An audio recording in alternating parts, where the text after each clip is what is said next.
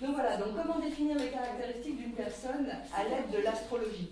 Lorsque vous avez envie de connaître réellement une personne, il y a quelque chose de très simple à faire, en fait, c'est ce qu'on va voir aujourd'hui. Parce qu'en l'espace, je dirais, d'1 heure, vous pouvez savoir comment parler à cette personne, comment aborder cette personne. Et ça, c'est important. Ce qui serait bien, c'est que les maîtresses d'école, les profs, les choses comme ça, puissent faire ce genre de choses. Par exemple, lorsqu'ils ne s'entendent pas bien avec un élève, ce qui serait bien, c'est d'avoir sa date de naissance et son heure de naissance, ainsi que la ville, puisque ça, c'est important, de sortir juste son thème et de voir ce qu'on va voir aujourd'hui. Et que ce soit avec vos enfants, avec vos parents, avec toute communication de gens extérieurs, si vous savez comment la personne est à l'intérieur d'elle, c'est-à-dire que si vous mettez ses propres lunettes qui lui appartiennent, vous allez voir à l'intérieur d'elle et vous saurez pourquoi elle réagit comme ça.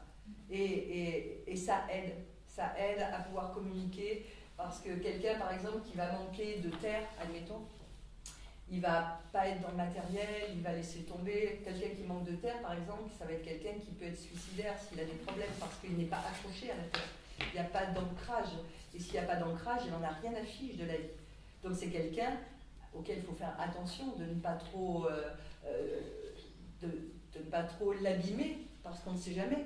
Donc vous voyez, ce sont des gens qu'il faut entourer, lui faire voir que les valeurs de la vie, les valeurs matérielles, bien sûr, elles ne sont pas très importantes, mais elles sont aussi importantes que le pouvoir de l'air, que le pouvoir du feu. Tout est important. Ce qui serait bien, c'est que tout le monde soit un petit peu de terre, un petit peu de feu, un petit peu d'eau, enfin voilà, mais ça, ce serait trop beau. Ça voudrait dire que personne n'a de karma, et ce n'est pas le cas. On est tous ici à l'école, on sait bien. Je pense. Donc voilà, donc l'analyse globale d'un thème, il faut d'abord cerner les quelques traits généraux. Une personnalité, c'est ce que j'ai marqué, une personnalité c'est complexe, plusieurs lectures du thème est importante. Lorsqu'on fait un thème natal, lorsque je reçois quelqu'un que je lui fais un thème natal, je ne le fais pas en 1 heure. Je fais d'abord une première approche du thème pour ressortir les principaux aspects du thème, et après je prends chaque aspect et je le décortique. Donc tout ça, c'est pas... je ne pourrais pas, par exemple, quelqu'un qui me dit voilà, je suis né à telle heure dans telle ville, je suis tel signe, ascendant tel signe, je ne suis pas capable de vous dire qui vous êtes. Ou alors, ça veut dire que j'ai d'autres atouts, peut-être de médiumnité, mais ça, c'est complètement à part. Mais je ne suis pas capable de vous dire qui vous êtes si je n'ai pas votre thème et si je ne l'ai pas étudié. Ce n'est pas de la voyance. C'est pas, on ne jette pas des cartes en disant là, il va t'arriver ça, il va t'arriver ça. C'est tout un travail d'approche différent. Et avant de s'installer astrologue, il faut un minimum de 7 ans d'études avant de pouvoir prétendre connaître un petit peu. Un petit peu, parce qu'il faut rester humble. Moi, ça fait simplement, c'est ma 8e année, mais j'ai encore des millions de choses à apprendre, et je le sais, parce que l'astrologie, c'est une ouverture immense. Et dans un thème, il y a beaucoup de vie antérieure, il y a beaucoup de... vous trouvez votre blessure de naissance, vous trouvez des vieilles mémoires, donc il faut décortiquer tout ça et dire, ben voilà, s'il m'arrive ce genre de problème dans cette vie-là, dans cette incarnation, c'est qu'il y a des choses à comprendre. Et dans le thème, on peut le faire ressortir. C'est ça qui aide. C'est ça qui est bien. Et donc, ça donne des pistes pour régler les choses qu'on a à comprendre. Et comment... à partir du moment où on a fait, par exemple, la problématique du thème, c'est la première chose qu'on fait en général quand les gens viennent. Lorsque vous ressortez la problématique du thème, vous ressortez ce pourquoi il s'est véritablement incarné. Ce n'est pas les atouts. Les atouts, c'est les facilités parce que vous avez donné dans votre jeunesse, peut-être, ou même dans une vie antérieure, peu importe. Donc vous avez le droit d'avoir ça. Quelqu'un qui a un carré dans son thème natal, ou plusieurs carrés, heureusement d'ailleurs, parce que j'ai connu des gens qui avaient simplement des trigones. Vous savez, les trigones, c'est la séparation d'une planète à une autre de 120 degrés. Ça s'appelle un trigone. Ensuite, il y a le sextile qui est très bien. J'ai mis tout ça dans le petit qui fait 60 degrés. Ce sont des facilités. Donc, vous pouvez vous appuyer sur les énergies de ces 2 planètes pour pouvoir faire quelque chose. Mais lorsque c'est un carré, ces 2 planètes, c'est comme si vous disputiez avec une copine. Vous avez une copine que vous ne pouvez pas blairer, avec une autre en face, et alors là, c'est j'y vais, je t'assassine, et je dis tout ce que j'ai envie de dire. Ben, c'est la même chose.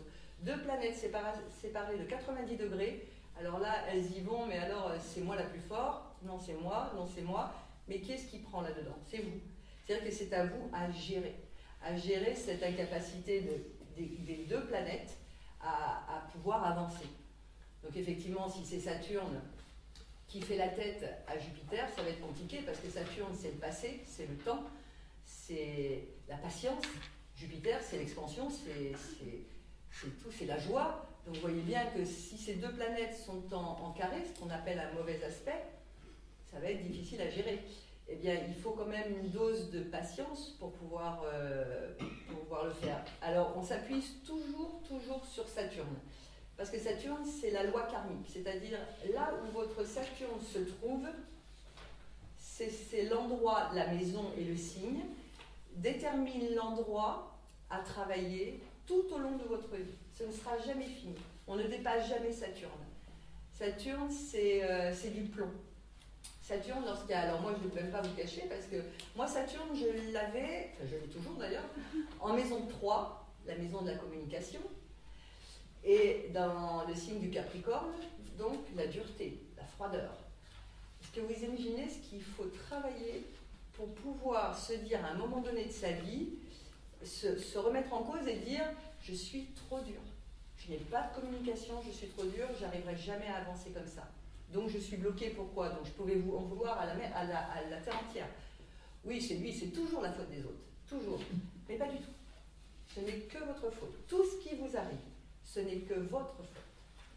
Tout ce qui vous arrive, tout ce que... lorsque vous n'aimez pas quelqu'un, par exemple, ou que il n'y a même pas d'amour là-dedans, lorsqu'il y a un trait de caractère chez une personne avec qui vous parlez qui ne vous plaît pas, cherchez bien pour savoir si ce trait de caractère-là ne vous appartient pas. Parce que bien souvent, il vous fait horreur parce que vous l'avez bien enfoui, bien au fond, pour qu'il ne ressorte jamais. Eh bien, un jour, on vous met sur votre passage quelqu'un qui vous ressemble. Et ce jour-là, vous détestez bien sûr cette personne, parce qu'elle vous renvoie un espèce de miroir. Ça, c'est Saturne. Saturne va vous renvoyer votre propre miroir. Donc, il va mettre sur votre chemin toujours des gens qui vont vous faire travailler. Donc, soit à un moment donné, c'est vrai que quand on est jeune, on se dit, c'est pas grave, on s'en fiche. Et c'est vrai, jusqu'à 29 ans, on s'en fiche un petit peu. Saturne met 29 ans à faire le tour du zodiaque. Tous les 29 ans, il revient à son départ, à sa place natale. Donc, les 29 premières années, elles sont là pour apprendre la vie, tout simplement. Et tous les gens peuvent penser qu'à 18 ans, on est grand, à 20 ans, on est grand, mais non. On est réellement adulte qu'à 29 ans, pour l'astrologie.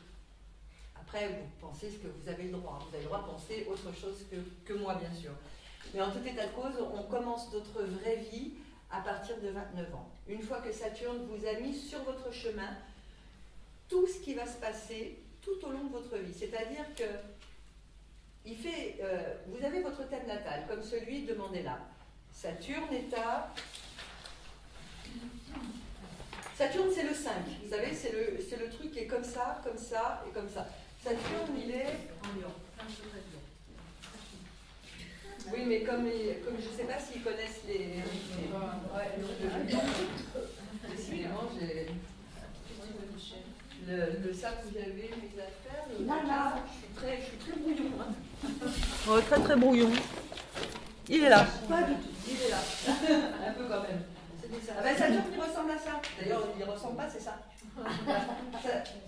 Saturne, dans le thème, et il est dans le signe du lion, qui est dessiné comme ça, du lion.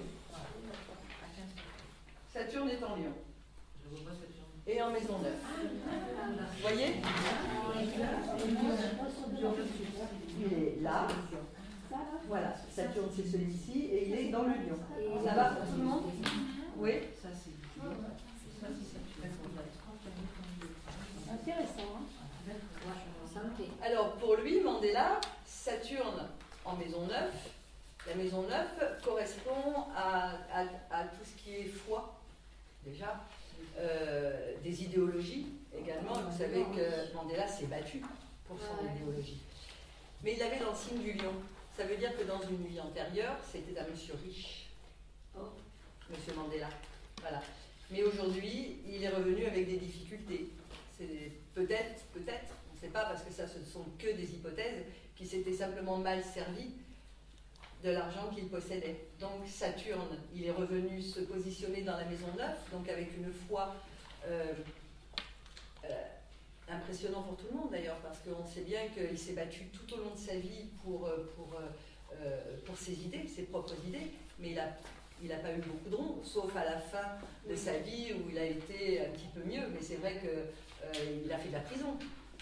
Et j'y reviendrai tout à l'heure pour vous faire voir où on voit qu'il a fait de la prison et pourquoi il a fait de la prison. Donc c'est vraiment le thème natal ne s'arrête jamais de bouger, parce que à partir du moment où vous êtes né, les planètes ont continué à faire le tour du zodiaque. Donc je disais qu'à 29 ans, peut-être que je revienne, à 29 ans commence votre véritable vie. Et là, vous commencez votre dharma, ce qu'on appelle le dharma, c'est-à-dire que vous allez vivre des choses, vous allez générer votre prochain karma. C'est pour ça que c'est très très important d'être clair avec soi-même, clair avec ses propres idées, et surtout d'essayer d'éviter de faire du mal à qui que ce soit, en tout cas à un être vivant. Je suis bouddhiste, j'espère que ça ne gêne personne. C'est vrai qu'écraser une mouche ou une fourmi, c'est pas possible. C'est juste pas possible, c'est un être vivant.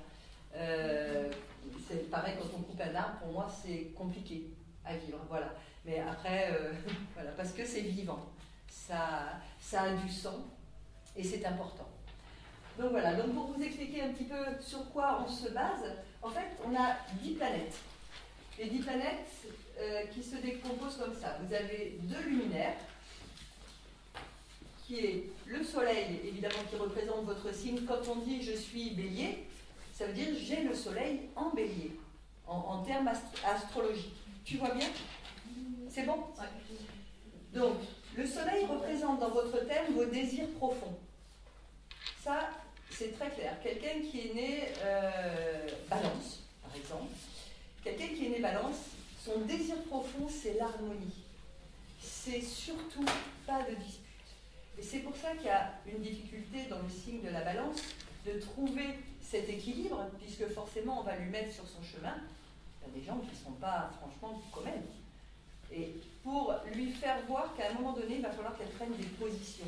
Même si c'est dans l'harmonie, il faut toujours prendre des positions, être d'accord avec sa façon de penser et surtout ne pas avoir peur de dire sa façon de penser. Tout en enrobant les choses, on peut toujours dire les choses. L'important, c'est que ce ne soit pas agressif. La Balance, elle n'est pas agressive, sauf s'il y a des carrés, mais c'est une autre histoire. Donc, le soleil représente votre désir profond et votre but de vie. Le but de la vie est représenté par le soleil dans la maison où il se trouve. Donc ça, c'est l'heure de votre naissance. Quelqu'un qui va être né à midi, pour être un petit peu plus clair, quelqu'un qui va être né à midi, son soleil est en maison 10. Vous pouvez être sûr à 100% qu'il veut avoir une notoriété dans la vie et être reconnu. C'est pas par un ego, c'est son but de vie. Il faut qu'il soit reconnu pour ses capacités. Midi moins 10. Midi moins 10 ? Oui. Ah oui, midi moins 10, c'est en plein dedans. Ah mais oui, mais c'est même très important. Il est de quel signe ? Il est de quel signe ? Capricorne. En plus. En plus. Alors, Capricorne, c'est déjà la maison 10, dessous. C'est-à-dire que vous avez un thème, lui il est Capricorne, il est déjà maison 10. Ça veut dire que c'est quelqu'un, comment ça s'appelle, quelqu'un qui veut y arriver dans la vie d'une position sociale importante. Position sociale. La position sociale, c'est important. Voilà. Parce que c'est une reconnaissance de son savoir. Et à midi, il doit être reconnu. Parce qu'il est fort et parce qu'il l'est réellement. Il l'est réellement. Pardon ? Minuit, c'est l'inverse. Minuit, c'est 6h du matin. Minuit, c'est la maison 4. Ça n'a rien à voir. Rien à voir. Ouais. Là, c'est la maison 4, ça veut dire c'est les racines. 14h, c'est la famille le plus important. La famille, ah oui, la famille, quelqu'un qui est né pour un but en maison 4 par exemple, vous pouvez être, c'est vous, tu peux être, tu peux faire de la généalogie, tu peux vendre des maisons, des appartements, tu peux t'occuper de ta famille et être simplement comme un cocon avec ta famille, c'est-à-dire c'est toi le chef de famille. C'est comme ça que tu le ressens, si tu veux. Après, ça dépend des aspects. Effectivement, s'il y a des carrés, c'est plus compliqué, mais le but, c'est le foyer, c'est la famille, c'est tes parents, c'est tout ce qui s'est passé. Après, c'est beaucoup plus large que ça. C'est beaucoup plus large que ça. Après, en fait, pour savoir, à midi, c'est la maison 10. De midi, après, vous avez la maison. Ça fait des paliers, de 2h en 2h. D'accord. Donc, soit 14h, c'est encore différent. Voilà. Ah oui. Et puis après, ça dépend aussi des aspects. D'accord. Mais ce but de vie, il est très très important. Le soleil, il est important dans une maison. Moi, j'ai le soleil en maison 6. La première des choses, la maison 6, c'est le quotidien. Donc, je suis certainement... C'est quelle heure maison 6 ? Alors, moi, je suis née à... Voilà. Oui, mais non, parce que moi, je suis née à 20h, mais ça dépend aussi... Du lieu. 20h55, je suis née, mais j'aurais pu être en maison 7. Mais il y a tout un tas... C'est un calcul. Ouais, mais en général, tous les 2 heures, ça change. La généralité, ça peut être après 2h15, 2h20, c'est pour ça qu'il faut faire attention dans les maisons. Oui. Vous parlez de maison. Oui. Que veut dire la maison 1 ? J'ai appris qu'il y en avait 12. Que veut dire la maison 1 ? Que veut dire la maison 2 ? Alors, la maison 1, c'est ton comportement devant les autres. C'est l'ascendant. En fait, l'ascendant correspond à ce que vous envoyez au monde. Ça veut dire que bien souvent, les gens ne vont pas reconnaître votre signe solaire.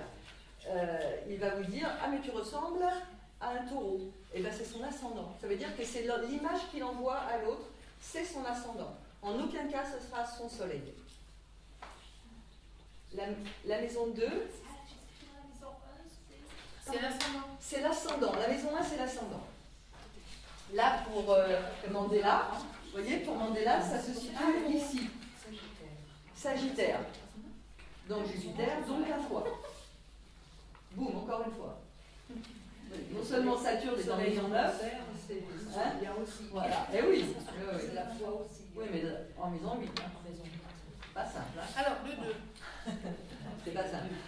Voilà. La maison 2 représente votre gestion de vie. Donc la façon dont vous gérez votre vie. Ça représente aussi, c'est la maison également de vos dons innés, ceux que vous avez, ceux avec lesquels vous êtes venus au monde. Les possessions. Les possessions, les possessions, la gestion de vie, les possessions. L'argent qu'on gagne par ses propres moyens. Voilà, l'argent qu'on gagne par ses propres moyens.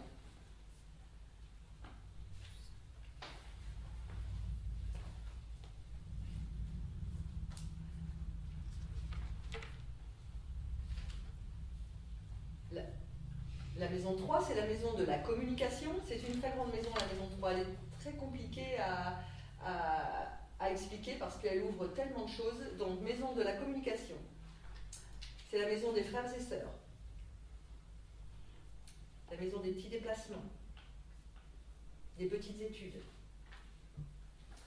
Que je n'oublie pas.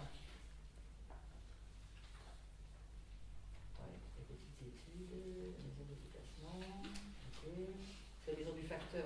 Enfin, ça ouvre tellement de choses. Voilà. Mais principalement la communication, quand même. Principalement. C'est bon pour tout le monde ? La maison 4 représente votre foyer. C'est là où je viens. Pour vous faire un thème natal, vous voyez, vous vous mettez debout comme ça. Vous mettez comme ça. Les pieds, c'est la maison 4. Le fond du ciel. La tête, oui, le fond du ciel. La maison 4. La tête, c'est la maison 10. Donc, d'où je viens, où je vais.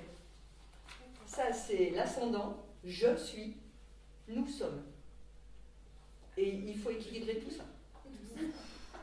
Voilà. C'est très parlant. C'est bien, c'est je, donc l'ascendant, ton bras, non, laisse. Ah, pardon. Je suis, nous sommes. Oui, mais c'est quand même, ouais, oui, je suis, d'où je viens quand même. C'est mes parents. Oui. Hein, c'est vrai, oui, je suis. Pas mal ça. Regardez ça. Je suis, nous sommes. Voilà. J'en étais à la maison 4, hein, donc le foyer, les racines. La maison 5 correspond à la maison des amours. Mais pas que, pas que. La maison des enfants. La maison de la créativité. Et la maison de l'expression de soi. Par la maison 5, vous voyez comment la personne s'extériorise.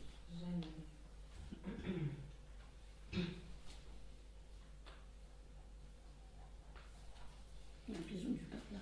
Pardon? La maison du papa. C'est la maison 4, la maison du papa.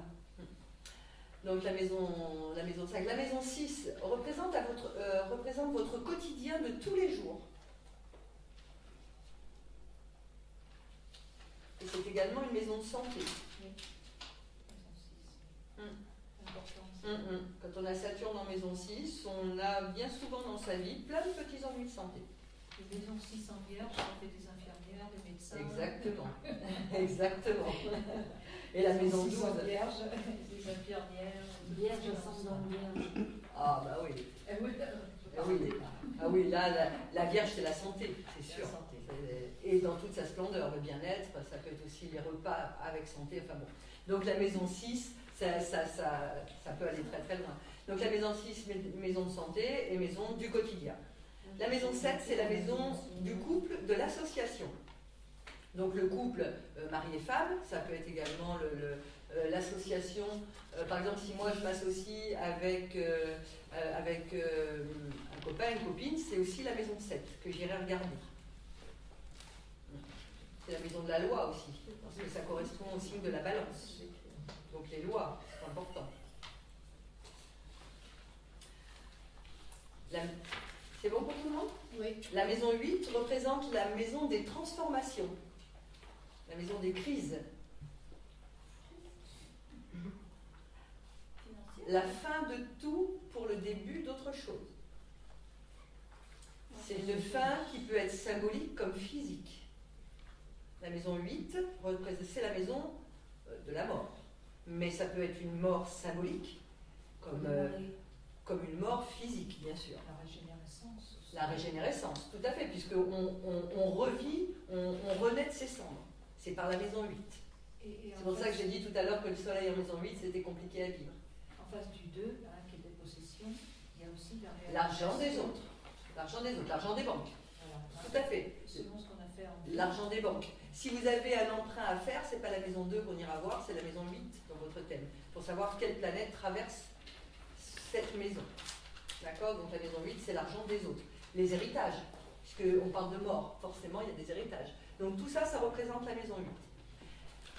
La maison 9 représente les hautes études philosophiques, mais les hautes études également.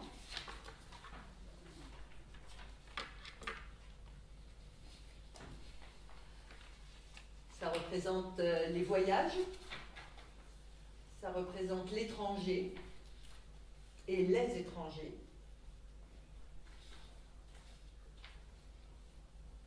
La foi, bien sûr, les idéaux élevés. Il a Neptune en maison 9. Ah oui, lui, il a un sacré karma. Ah oui, C'est large. Ouais. Et t'as vu son nœud nord et son nœud sud? La maison 10 représente votre vie socio-professionnelle, votre destinée socio-professionnelle. C'est aussi la maison de la maman. J'ai oublié de vous dire tout à l'heure, la maison 4 représente le papa, la maison 10, la maman. Votre vie socio-professionnelle, votre reconnaissance socio-professionnelle.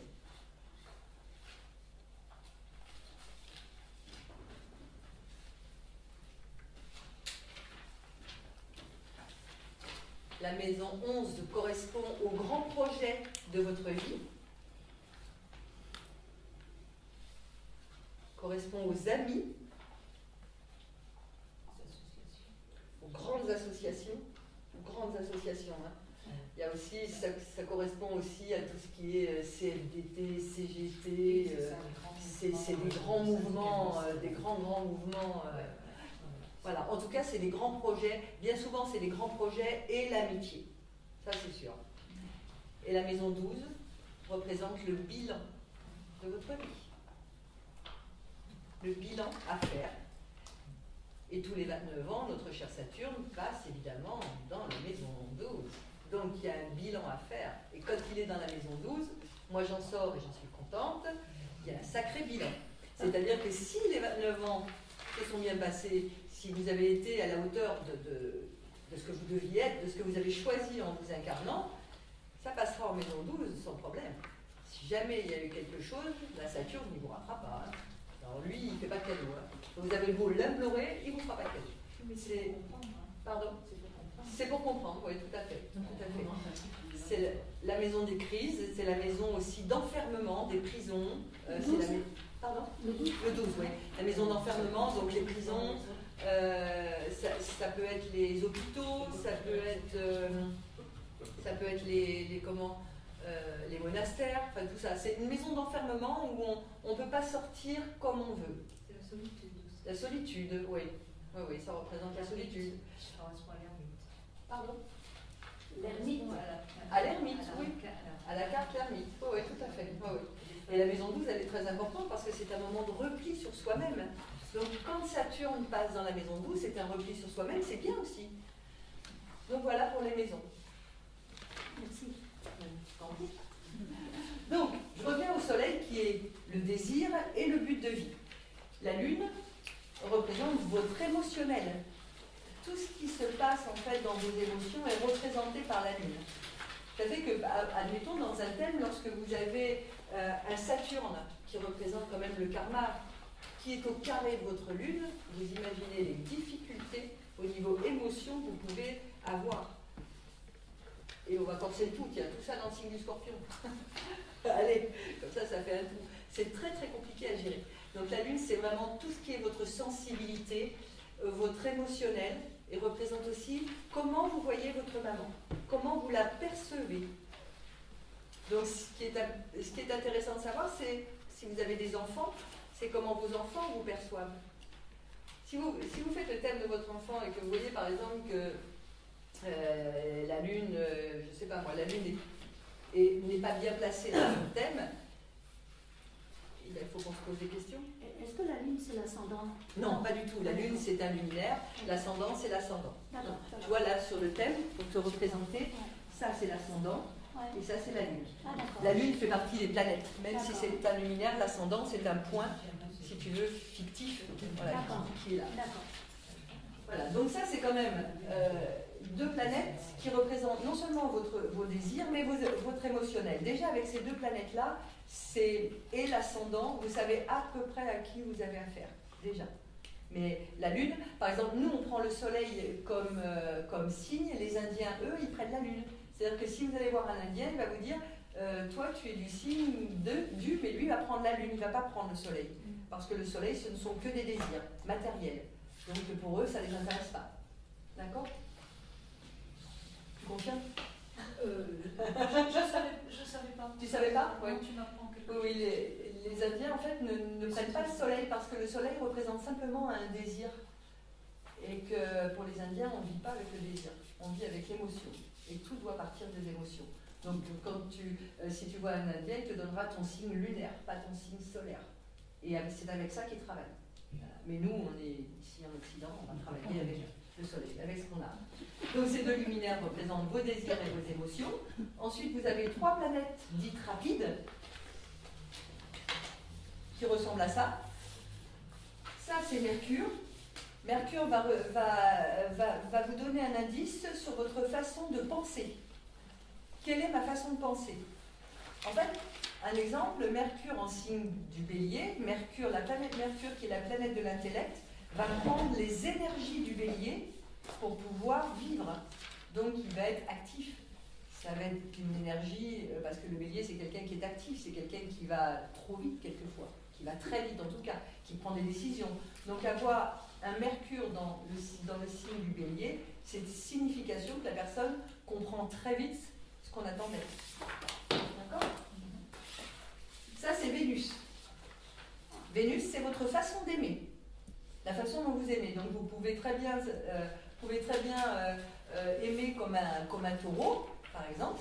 Si Vénus se trouve dans le signe du taureau, vous allez aimer avec beaucoup d'amour, apporter énormément de choses, parce que quand même en plus Vénus serait chez elle à ce moment-là, et donc elle va déployer toute son énergie pour vous aimer, mais presque vous étouffer.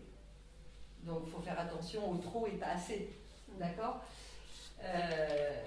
Vous avez Mars qui correspond à votre façon d'agir. Par exemple, un Mars dans le signe du Poisson, c'est comme si vous mettiez un coup de couteau dans l'eau. Donc votre façon d'agir va être bloquée parce que Mars c'est le piquant, Mars c'est la guerre, c'est le scalpel, c'est la planète qui correspond au Bélier, au Scorpion également. Mais s'il arrive avec des énergies du Poisson, il va falloir qu'il fasse autre chose avec sa façon d'agir, parce que de piquer, il n'y arrivera pas. Ce sera impossible. L'eau est un feu. L'eau est un feu, c'est pour ça qu'on dit c'est comme si tu donnais un coup de poignard dans l'eau. Par contre, ce qu'il peut faire, le poisson correspond au pied, et avec ses mains, il peut simplement faire du massage plantaire. C'est juste ce qu'il a à faire, c'est ce que ce Mars lui demande. Il ne lui demande pas d'aller piquer, puisque de toute façon, il en est incapable. Donc ce qu'il lui demande, c'est d'agir, mais sur le corps, avec ses mains. Et là, ce sera un chef, parce qu'il a la possibilité. D'accord? C'est comme ça, en fait, qu'on cerne un petit peu les gens. Donc après, vous avez Jupiter, qui représente votre personnage social. Jupiter correspond comme un 4, pareil. Votre personnage social.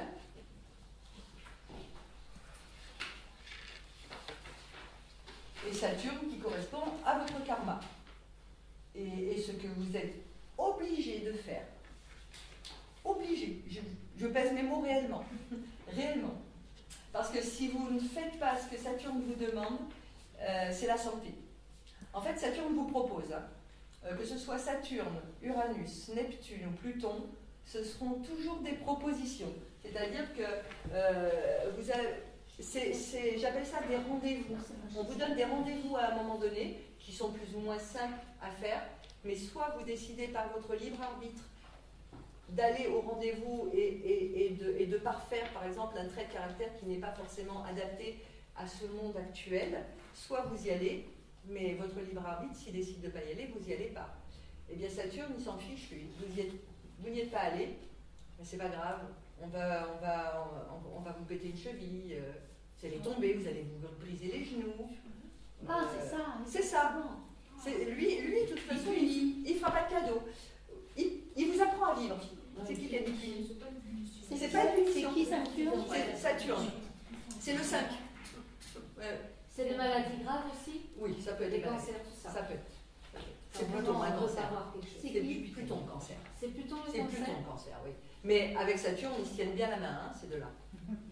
Eux, ils s'aiment bien. Non, on l'a pas Ouais. encore vu. Eux, ils s'aiment bien. Saturne, c'est le karma. Pluton, c'est la transformation. Si tu n'écoutes pas Saturne, Pluton, il passe. Donc Pluton, Ah, d'accord, c'est un petit peu... Ils discutent entre eux, hein. Ils ont beaucoup de communication entre deux. Et ils s'entendent pas trop mal. C'est deux planètes mortifères qui nous font avancer à une rapidité... c'est excellent, moi je trouve. Hein. Après, on est libre de penser autre chose. Hein. Il faut le savoir. Il faut le savoir. Et c'est souvent, en fait, lorsque vous n'êtes pas au rendez-vous planétaire, je vais vous donner un exemple, par exemple. Je connais quelqu'un très bien qui... Pardon? Excusez-moi, j'interromps, mais quelqu'un qui n'a rien à cirer de ce qu'on est en train de faire, Oui. Mais il vit à côté de sa plaque. Non. Alors, il vit On a sa... cette chance d'être... Non, c'est pas d'accord. il vit comme ça. Il passe peut-être à côté de ce qu'il avait choisi, tout simplement. Oui, mais Après c'est un choix, c'est un libre arbitre. C'est pour ça que je fais de l'astrologie humaniste et non pas de l'astrologie traditionnelle, parce que la traditionnelle, elle détermine un chemin de vie, mais en aucun cas vous n'êtes obligé de suivre ce chemin de vie. L'humanisme, ça veut dire que vous avez en vous la possibilité de tout changer. C'est-à-dire que même si vous avez des carrés dans votre thème natal, et tout le monde en a, vous pouvez les dépasser comme vous le souhaitez. Aujourd'hui, j'ai des carrés qui arrivent comme vous, que je ne vois plus, parce que ma façon de penser a changé. Parce que quand j'ai un rendez-vous qui arrive, je ne me dis pas « merde, Pourquoi moi? Non, c'est parce que c'est mon tour. Et c'est ok, c'est mon tour, alors je vais le gérer. Pourquoi? Pourquoi il m'arrive ça? Qu'est-ce qui s'est passé la semaine dernière ou il y a 15 jours? Est-ce qu'il y a quelque chose que j'ai raté? Est-ce que j'ai mal parlé à une personne? Il faut se remettre en cause. Si les gens qui se remettent en cause ont tout gagné, les gens qui se remettent en cause avancent à une rapidité énorme. Les carrés, je ne les vois plus, je ne les sens plus, parce que je cherche à comprendre la leçon. Si vous voulez, parce qu'il m'arrive comme vous évidemment de tomber, hein, de me dire l'année dernière, je suis tombée, je me suis esquinté la cheville en vacances, je ne me suis pas dit que c'était de la malchance. Je savais très bien que ça venait de moi. Seulement, il a fallu que je découvre où j'avais mal agi pour avoir ça. Et pour ça, il faut être capable de se remettre en cause et de se dire, ce n'est pas lui, c'est moi. C'est ma faute. Ce n'est pas la faute du voisin. C'est vous qui avez... C'est nous qui générons ce qui nous arrive, forcément. Même un rhume, même la grippe. Quand on a un rhume, c'est qu'on n'arrive pas à dire des choses et forcément le rhume vous atteint pour essayer de vider tout ce qu'il y a à vider parce que c'est trop lourd pour le corps. Oui. Est-ce qu'on peut enlever le mot faute? Ça fait illogène. Si tu veux. Donne-moi un mot que tu veux que je mette. Moi, je dirais c'est une non-expérience. Une non-expérience, c'est bien. Responsabilité. Responsabilité, oui, c'est très bien ça. D'accord. Oui. C'est un peu... C'est pas bon. La Disons que c'était ma façon de penser pour moi. Oui, la vie arrive pour nous, pas pour Voilà. nous. Donc, Disons que voilà, je me suis posé des questions en me disant quelle a été l'erreur. Voilà, quelle a été l'erreur que j'ai commise. Voilà. Merci. Merci. Donc ça c'est Saturne. Encore une Vous avez fois. un exemple à nous donner? Ah, tu vois qu'on s'en va. Voilà, c'est Mercure en Bélier. qui c'est qui est passé là? Terminé. Vous l'avez senti? Cet exemple, je connais très très bien quelqu'un de ma propre famille qui a trouvé du travail. Il a trouvé du travail avec Mercure rétrograde. Quand on signe un contrat, quand on trouve du travail, quand on fait une connaissance, quand on fait quoi que ce soit avec Mercure rétrograde, ça ne tient pas. C'est clair, net, précis. Mais c'est pas grave. Ça veut dire que vous aviez une expérience à faire. C'était rétrograde au moment où il a signé le pas contrat. dans son thème. Ah non, pas dans son thème. Je passe en transit dans le thème.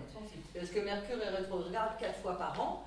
Et si vous achetez par exemple une voiture pendant Mercure rétro, vous ne la garderez pas longtemps. Rétrograde, ça veut dire qu'il recule. C'est une vue de l'esprit. Non, parce que rétrograde... Oui, mais ça s'appelle comme ça. On est obligé d'appeler ça une planète rétrograde. C'est une vue de l'esprit. La planète ne recule jamais. Mais par rapport à l'inclinaison de la Terre, elle devient rétrograde. Et là, on rentre dans quelque chose de plus compliqué. Bien qu'avant, elle avançait. Et puis, à un moment donné, elle avance plus. Elle n'avance plus. Voilà, elle devient rétrograde. Elle avance plus de quoi? Tu vois, c'est plus compliqué que ça. Non, bah, ça va. Ouais, parce que c'est plus compliqué que ça. Je ne saurais pas l'expliquer correctement. Je sais que 4 fois par an, Mercure rétrograde. Et lorsque Mercure rétrograde, si vous signez un contrat de travail, si vous achetez une voiture, si vous vous mariez, heureusement, si vous achetez un truc électronique, forcément, il va soit tomber en panne, soit il y aura beaucoup de disputes, soit dans le nouveau travail, ça n'ira pas, c'est pas ce que vous cherchiez. Donc, il y a une expérience à prendre, bien sûr, parce que si vous arrive ça, c'est qu'il y a une expérience à passer. Mais cette expérience, elle s'arrêtera à un moment donné. Est-ce qu'elle rétrograde pour tout le monde en même temps? Oui, tout le monde en même temps. Voilà, d'accord. Le monde entier. Pas chacun. Non, le monde entier. Voilà. Heureusement. Est-ce que vous avez les dates? Oui, je pourrais vous donner. On reste en méditation. Je donne toujours les dates sur Facebook. Si vous avez Facebook, en fait, voilà, je préviens toujours les gens quand Mercure rétrograde. Donc, c'est. Il rétrograde combien de temps? 3 semaines. Papa, c'est tu mets 3 semaines. Voilà. Je vous donnerai les dates avant de partir.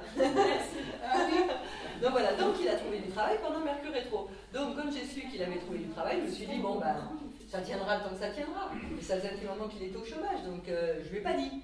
Je lui ai pas dit, T'inquiète pas, t'approches pas trop, quoi, ça ne tiendra pas. Et puis, non, on ne dit pas tout quand même. Hein, dans un thème, on ne dit même pas tout. Voilà, on garde aussi des choses pour soi. Sauf si les gens sont prêts à entendre.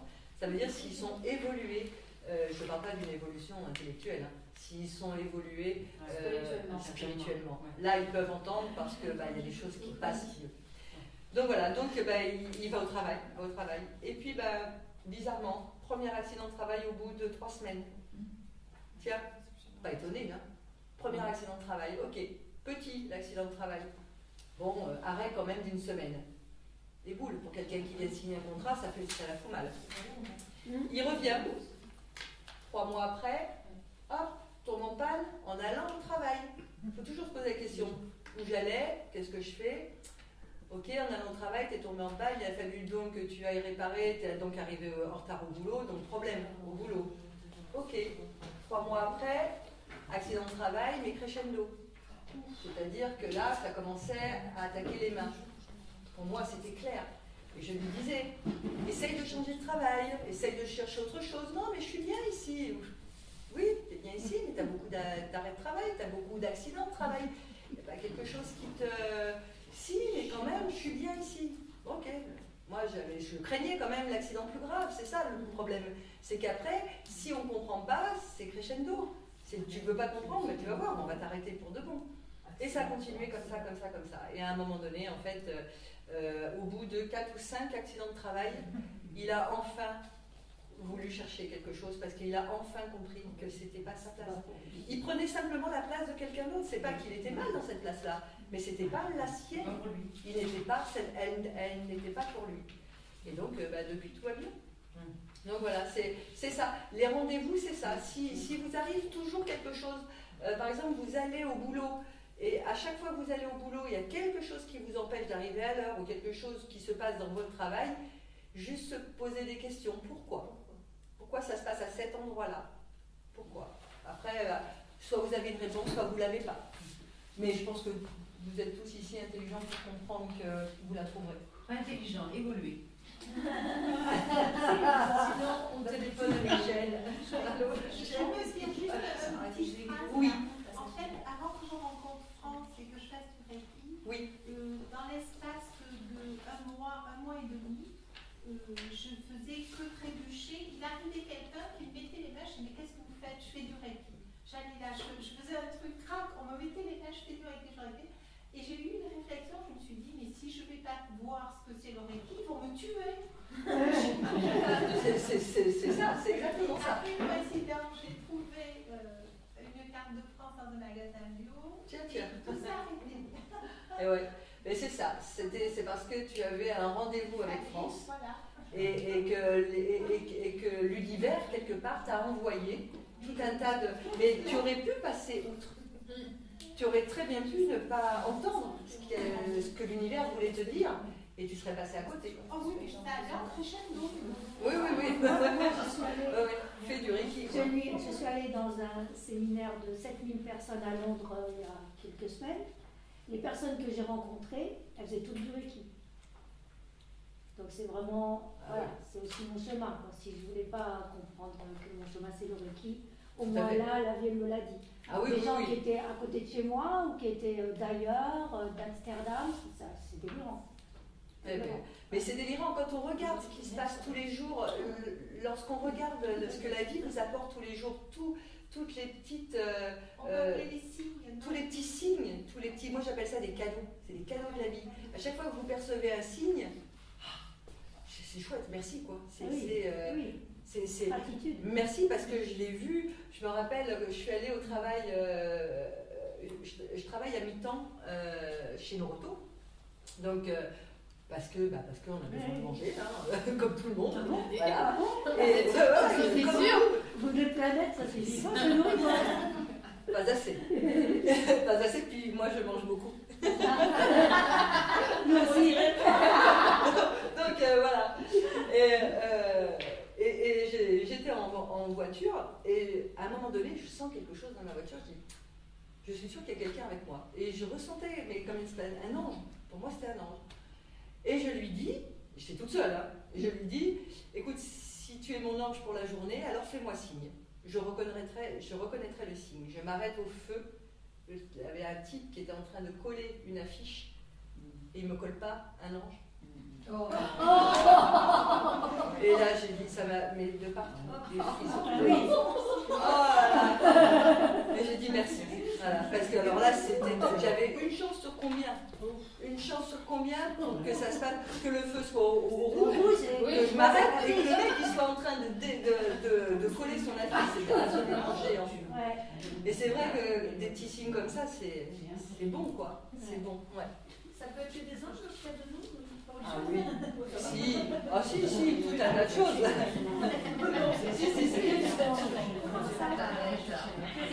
Si. Là, on en a dévié, hein, c'est pas Saturne. Hein. Là, on a dévié. Donc voilà. Donc ça, Jupiter et Saturne, elle met 12 ans.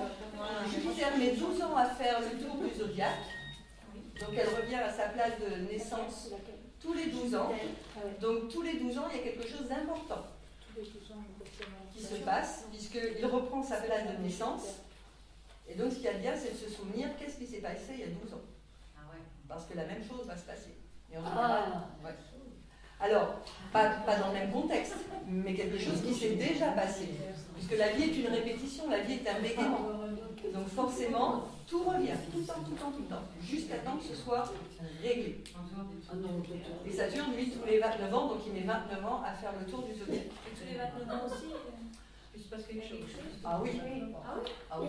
Pardon? Ah oui, tous les 29 ans. Ouais. Alors, ça ne veut pas dire que ce sera à 29 ans, parce que tout dépend où est votre Saturne natale. Hein, c'est à 29 ans, oui, mais je veux dire, il peut très bien se passer à 31, 32 ans, tout dépend des aspects que fait la planète. Donc c'est important.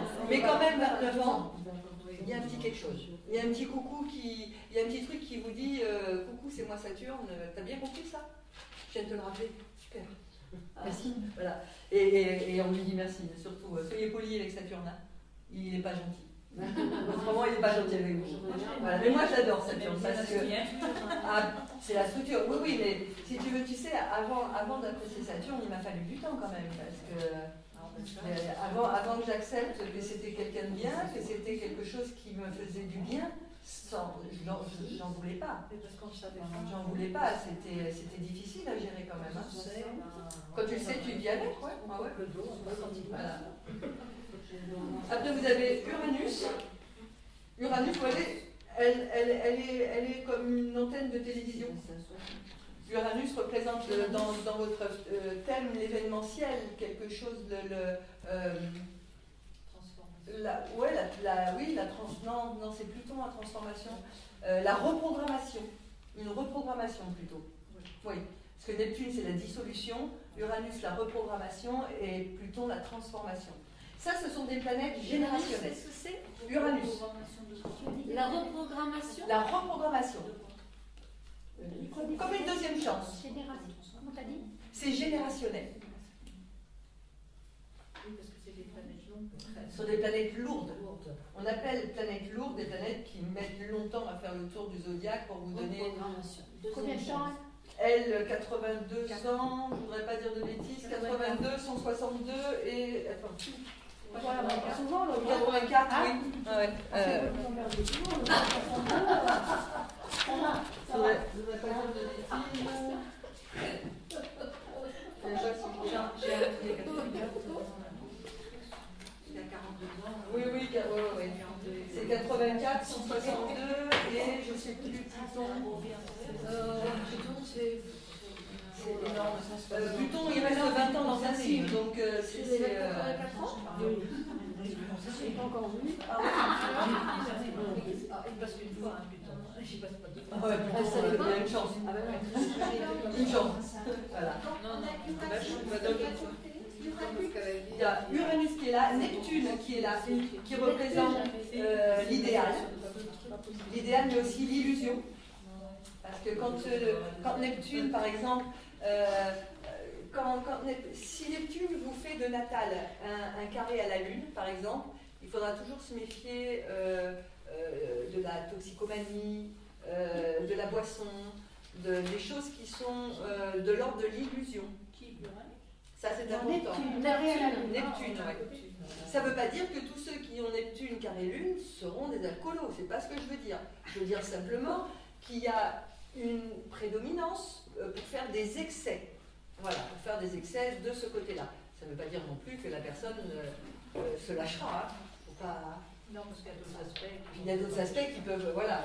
Saturne peut très bien être trigone à son soleil en même temps et donc lui donner la force, voilà. Mais encore une fois, c'est un thème complet. Et donc Pluton. Est-ce que je peux avoir une petite précision Tu peux. sur Neptune? Donc en fait Neptune, C'est l'idéal. elle est présente à notre naissance, Oui. il y a l'endroit où elle se situe, mais en fait on la revoit dans 2-3 vies. Ah si, tu la revois dans la... Ah, non. Oui, mais à faire le tour, mais elle bouge quand même. Par exemple, voilà, elle va rester là, par exemple, elle est dans le signe du poisson, elle vient de rentrer dans le signe du poisson, Neptune va y rester 15 ans. On ne va pas manquer d'eau, pour vous donner un petit aperçu. Tant mieux, c'est la vie. Ouais, mais quand je dis qu'on ne va pas manquer d'eau, on ne va pas manquer d'eau, on va peut-être même en avoir un peu trop. C'est-à-dire qu'il y a encore une fois... Exactement, parce que Neptune dans un signe d'eau, Neptune c'est Poséidon, c'est le maître du poisson, il se trouve dans son signe, il va y rester 15 ans. Effectivement, il y aura une partie de la Terre qui va crever la soif, mais il y en a une autre qui va être débordée par l'eau. C'est pour ça que depuis un an, il y a des inondations. C'est des excès comme ça? C'est des excès comme ça, oui. Voilà. Exactement, c'est ça. Et ça va durer 15 Il n'y a ans. pas de retenue avec Neptune. Ça va durer 15 ans. 15 ans dans le signe du poisson, oui. Et donc, quand en mondial, Neptune fait des aspects qui sont dits délicats, effectivement, au niveau du temps, il y a des dérèglements. Ça, c'est vrai. Dans les 15 années, effectivement, normalement, on ne devrait pas manquer d'eau. Ah bah oui, c'est ça, Voilà. Oui, ça veut dire. Il faut le savoir. Ah oui, il faut le savoir. Après. Je sais pas. Oui, d'accord. Là, tu vas le savoir. Et Pluton qui correspond. Donc, Neptune correspond à la dissolution. Ça c'est Neptune. Neptune Dissolution. correspond à la dissolution. Ah, c'est la dissolution. Ouais. Là où est placé Neptune dans votre thème, dans ton thème, Ouais. tu peux t'aider de cette planète-là pour dissoudre cet idéal ou cette illusion. Voilà. Pour changer alors.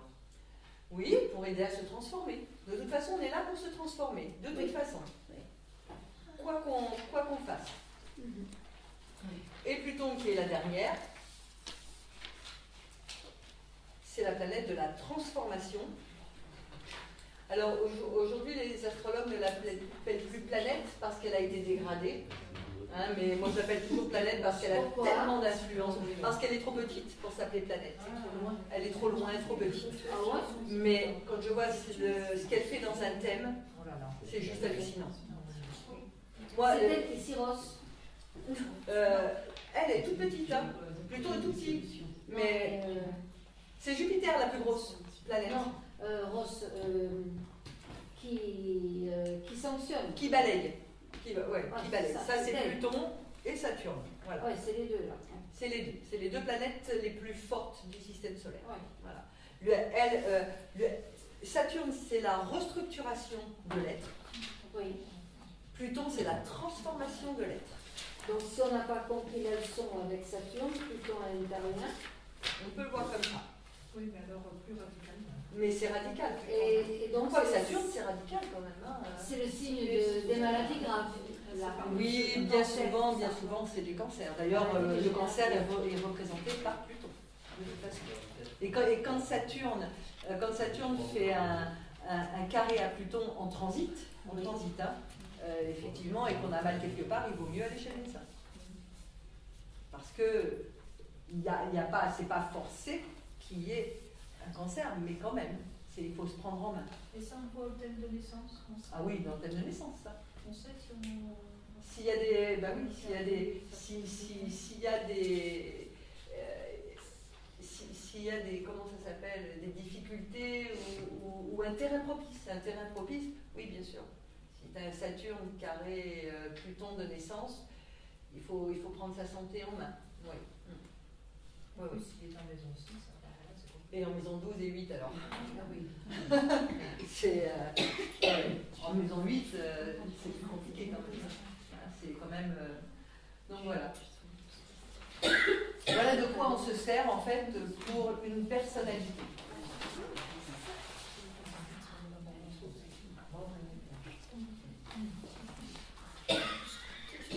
Ça va? Il y a quelque chose qui gêne dans ce que je dis. Un carré Pluton, quoi. C'est un carré. C'est pas ton signe, hein. C'est ce qu'il demandait là, ça rassurait. Moi, je ne réfléchis plus. T'as raison. Par exemple, dans un thème, quand vous avez dans un thème natal un Mars carré Pluton, il y a quand même de grandes chances pour que la personne qui est en face de vous soit quelqu'un de très agressif. Très très agressif, parce que Mars carré Pluton, alors ça se peut que ce soit quelqu'un qui ait déjà travaillé sur lui, qui a compris que l'agressivité, il fallait la tourner. Mais si vous avez en face de vous, je me rappelle, j'avais étudié un thème d'un serial killer pour savoir, ça c'est le plus intéressant, parce qu'une fois que c'est fini, on a des dates. Parce qu'évidemment, ce serait tellement simple de les avoir avant. Hein. Mais voilà, donc une fois, quand on avait étudié ça, on avait regardé le déclencheur. À quel moment, en fait, son agressivité allait être au plus fort. Le passage à l'acte. Le passage à l'acte, c'était Mars, c'est-à-dire que dans son thème natal, il y avait déjà un carré de Mars à Pluton, donc déjà, vous savez, on savait très bien qu'il y avait, voilà, prédisposé à être quand même quelqu'un de plutôt agressif, et quand Mars est arrivé sur son Mars natal, il a déclenché, puisque c'est le déclencheur, l'agressivité, il a fait. Et il est passé à l'acte. Voilà. Et donc c'était pour lui quelque chose, c'était impossible à gérer. Impossible. C'est pour ça qu'on dit, mais on ne peut pas comprendre. Non, on ne peut pas comprendre parce qu'on n'est pas à sa place déjà élu et on n'a pas ça dans le thème. C'est-à-dire que son agressivité, il l'a de naissance. Si personne ne sait, on peut tous avoir des enfants qui ont un Mars carré Pluton. On peut tous avoir ça. Et bien à partir du moment où on le sait, on peut, à chaque passage de Mars, on peut le protéger, lui expliquer que l'agressivité n'arrange rien. On peut communiquer avec lui. Il y a d'autres moyens donc pour essayer d'enrayer cet aspect qui est à travailler pour lui. Éviter le déclenchement. Éviter le déclenchement.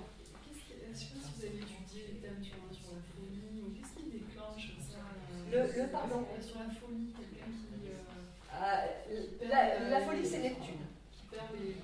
Qui perd les pédales. Alors ça dépend du thème entier. C'est-à-dire que si tu veux, tu n'as pas un passage planétaire qui va faire que la personne va passer à l'acte.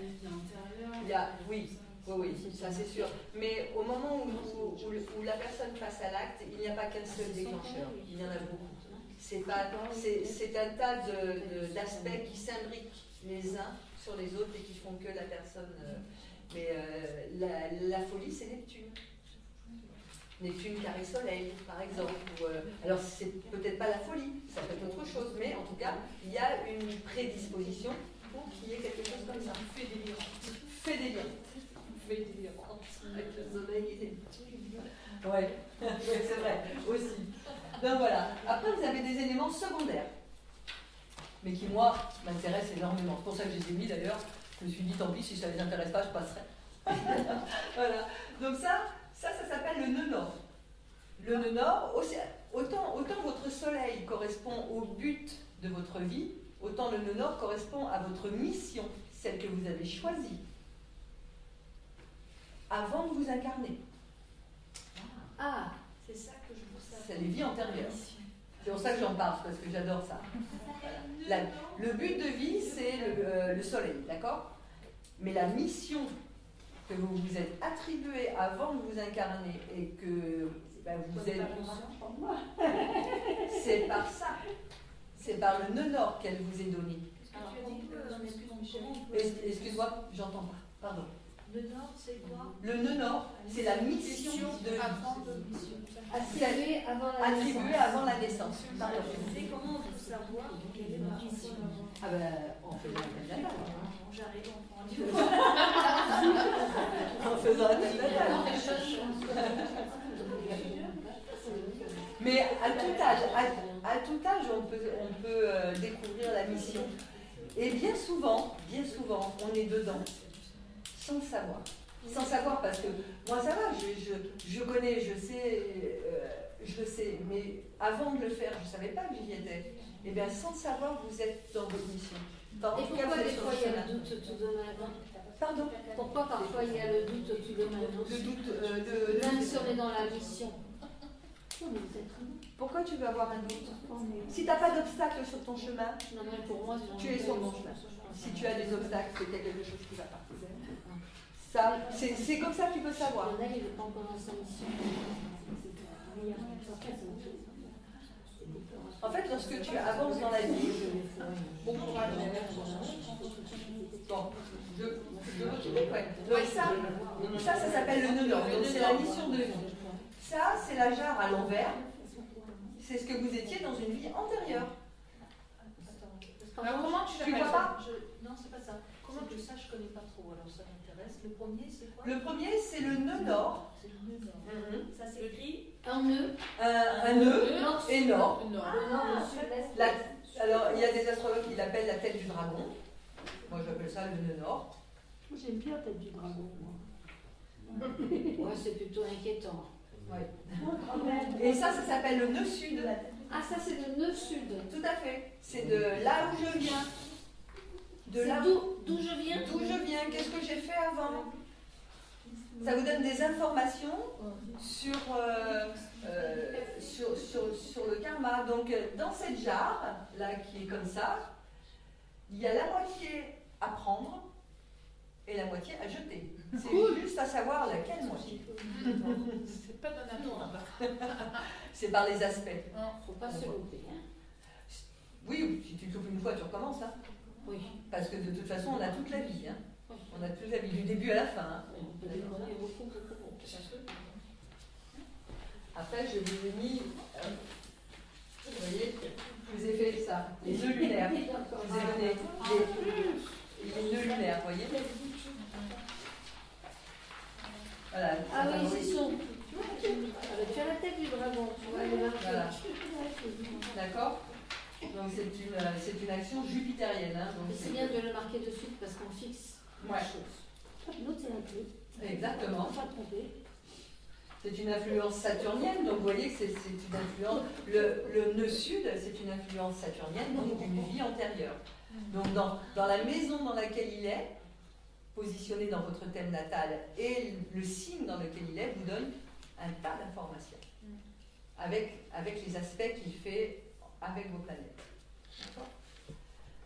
Ensuite, vous avez ce qu'on appelle la lune noire. C'est pareil, je vous l'ai mis aussi. La lune noire, c'est un terrain d'exagération d'une vie antérieure. Tout ça, c'est des vies antérieures. Hein. Ça, tout ça, ça correspond aux vies antérieures. C'est bien de le préciser. Voilà, la lune noire donc, signifie un blocage. Donc quelque chose à travailler, à illuminer, quelque chose à reprendre cette énergie que vous connaissez très bien. Pour ma part, j'ai la lune noire en Gémeaux. Le Gémeaux, c'est la communication. Et j'ai un Saturne en maison 3, qui correspond à la maison du Gémeaux. Vous voyez la coïncidence. Donc c'était bien la communication qu'il fallait que je travaille. Et donc je m'en suis très mal servie dans une vie antérieure. Donc pour vous situer un petit peu, je suis bélier ascendant scorpion, j'ai eu beaucoup de mal. Parce que forte tête, forcément. Forte tête. C'est très encore compliqué. plus dur de se remettre en question. Eh oui, parce que pour se remettre en question, il fallait d'abord que je me pète la figure. Plusieurs fois. C'est Saturne qui a dit tu recommences. Exactement. C'est surtout un grave accident. Donc voilà, la lune noire, c'est pareil, elle vous donnera donc des informations. Dans le thème, il y en a deux. Non, t'en as trois. la lune moyenne, la lune corrigée et la lune vraie. Dans le test, on aura 3. 1, 2, 3. Voilà. Elles ont tout un impact, mais on travaille bien souvent avec la lune corrigée. Voilà. Après, on peut travailler avec les 3, hein, mais on prend souvent la corrigée. C'est celle qui est le moins... Voilà. Elle te donne suffisamment d'informations, en tout cas. D'accord ? Je n'ai pas trop appris ça, j'en étais pas encore là. D'accord, ok. Bah là, c'est qu'un... Voilà. Après, vous avez Chiron, qui s'écrit C-H-I-R-O-N. Je crois qu'il n'est pas là-dedans, Chiron. Non. C-H-I-R-O-N. Chiron. Chiron. Chiron, ouais, mais ça se dit Chiron. Chiron représente votre blessure avec laquelle vous arrivez sur Terre. Une blessure profonde. Sur laquelle il faut travailler, absolument. Parce que si vous êtes venu avec, c'est bien qu'il y ait quelque chose à faire. Ouais. Donc, là, dans la maison dans laquelle elle est, a une incidence, hein, puisque vous avez vu que toutes les maisons correspondent à une partie de vie. Hein, la communication, le comportement, l'argent que vous gagnez, le quotidien, les voyages, la vie socio-pro. Là où elle tombe, c'est là où il y a une blessure et quelque chose, et prendre les énergies du signe dans lequel elle est, et faire de tout ça une illumination. Voilà. Et la part de fortune, que je vous ai mis également. Celle-ci représente donc la chance d'expansion à développer. C'est-à-dire que cette part de fortune, c'est une part de chance que vous avez, donc savoir où elle est, chez vous, dans votre thème. On en a tous un, donc cette part de chance, elle est placée à quel endroit dans votre thème et avec quelles énergies vous pouvez travailler. Tout ça pour vous dire que vous voyez que une balance, un scorpion, un poisson, vous voyez qu'on n'est pas que un signe, puisque on a toutes les maisons, les 12 maisons sont automatiquement dans un signe différent. Pareil, mais bon, en général c'est un signe différent, admettons, et que vous allez prendre toutes les énergies de ce signe-là dans cet endroit de votre vie. C'est comme si vous disiez, ma vie c'est une pièce de théâtre. Les planètes sont ceux qui vous demandent de faire des choses, et la maison, elle, c'est la salle où vous jouez. Donc dans quelle proportion de vie je vais pouvoir faire ce que j'ai à faire. Si vous avez une maison 2 dans le signe du taureau, admettons, eh bien vous savez que vous allez avoir de la patience dans cette maison-là. Il se peut que vous n'en ayez pas dans toutes les autres maisons, ni dans la communication, ni dans le mariage, ni dans l'association, bref, mais dans cette maison-là, vous allez vous servir des énergies du taureau, donc la patience, l'harmonie, l'amour, pour pouvoir gagner votre argent. C'est comme ça. Donc on se sert tous de tous les signes, avec une facilité lorsqu'il y a des planètes dedans. C'est mieux. Ça veut dire que pour vous, ça c'est un trigone. Donc, c'est ça. Ah ben c'est un trigone. Voilà. Donc ça c'est une position très facile. Quand on a un trigone, alors là c'est reposant. C'est reposant, c'est doux, ça viendra tout seul. Et ça vient. C'est ça qui vient, c'est ça qui vient. Quelquefois, on en a un dans notre thème de naissance, c'est chouette. On en a pratiquement tous. On a pratiquement tous des trigones. Il faut savoir que tous les gens qui ont énormément de carrés dans leur... donc qui correspondent quand même à des aspects délicats, sont des gens qui avancent à une rapidité, parce que eux, par contre, ils ont des choses à prouver. Hein. Mais ce sont pas forcément des gens qui sont plus malheureux que vous. Ce sont des gens, par contre, sont des battants. Parce qu'ils sont toujours obligés de se battre pour y arriver. Et les carrés, ça vivifie. Hein, si vous avez beaucoup de trigones, vous allez vous reposer sur vos lauriers, et bien souvent... c'est toujours pareil, c'est la voie du milieu. Et oui, bah ouais. Ni trop grand, ni trop peu. Voilà. Après, vous avez le sextile, qui est pareil, un aspect séparant deux planètes de 60 degrés chacune, donc qui sont très, très faciles à vivre. La conjonction, qui est très difficile à interpréter, parce que vous avez soit une planète positive avec une planète négative, soit deux planètes positives, soit deux planètes négatives. C'est toujours très difficile, on y arrive, hein, mais c'est quand même le plus compliqué à interpréter la conjonction. Mais en tout état de cause, une conjonction, c'est deux planètes qui se touchent. Est-ce qu'il y en a là dans le... bah oui, Saturne conjoint Mercure. Voilà. Saturne conjoint Mercure, c'est déjà quelqu'un qu'on a empêché de parler. Mercure étant la communication, Saturne étant le plomb, le blocage. Tais-toi. Ça veut dire que c'est quelqu'un, voilà, on l'a empêché de parler. Et pendant des années, on l'a empêché de parler. Donc, avant de pouvoir faire quelque chose, il y a eu du boulot. Donc voilà, mais tout part d'une conjonction. Tout. Tout part d'une conjonction. Ouais. Après,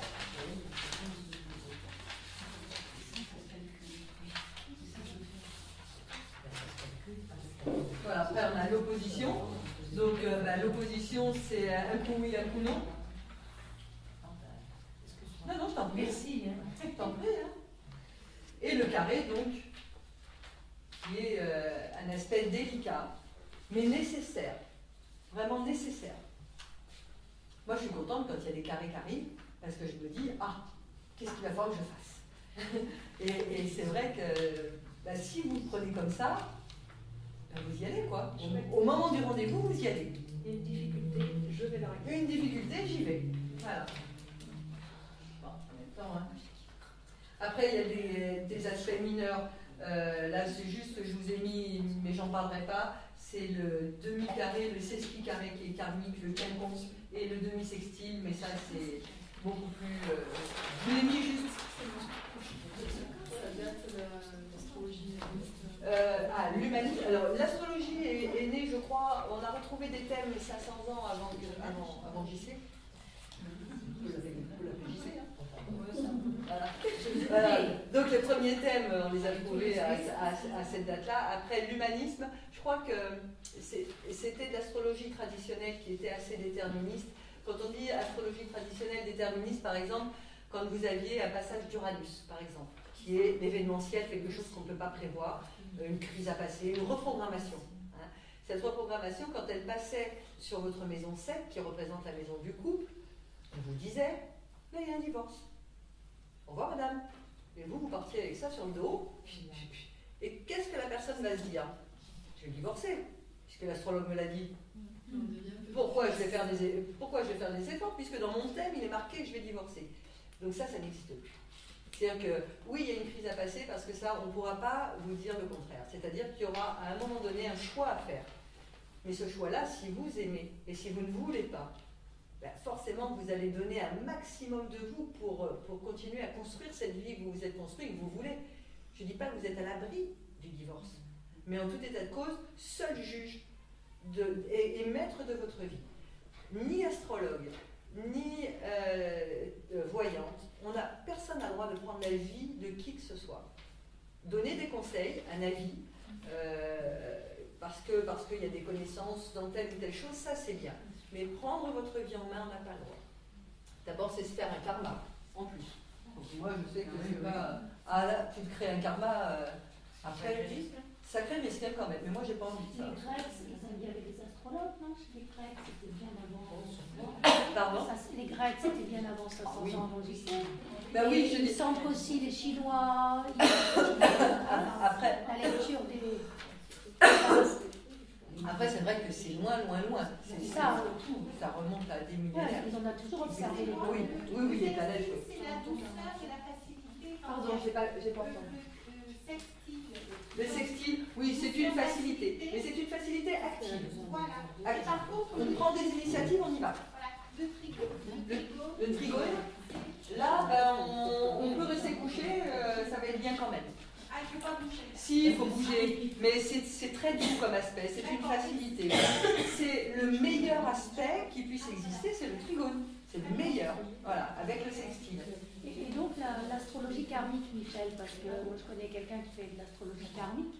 Donc là, c'est surtout l'étude, parce qu'il étudie aussi le thème de naissance et le thème, par exemple, d'aujourd'hui. Et donc, c'est surtout l'étude de notre karma, de d'où on vient, qu'est-ce que... En fait, c'est ce que j'ai montré tout à l'heure. Il va sur le nœud nord, le nœud sud, les lunes noires, la part de fortune, sur Saturne et Pluton. Qui sont... Merci. et donc il s'appuie là-dessus avec les différentes maisons, les différents signes et les aspects, et il va faire son karma. Oui. C'est quoi se prendre un karma ou quelque chose comme ça? Se prendre un karma? Oui, si vous donnez à une personne. Par exemple, moi, si tu viens me voir et je te dis ton comportement est mauvais avec ton enfant, mais qui je suis moi pour te dire ça? D'abord, je balaye devant ma porte avant de balayer devant la tienne. Tu vois, déjà, je trouve que si les gens étaient un petit peu plus en conscience de faire attention d'abord à eux avant de s'occuper de la vie des autres, ce serait bien. Si moi, je vais te dire, je trouve qu'avec ton enfant, tu te comportes mal, donc je vais te l'enlever, tu sais pas à moi de dire ça. Dans ton thème, il est marqué que tu as des soucis de communication. Non, tout ça, ça s'explique. Voilà, tu es né.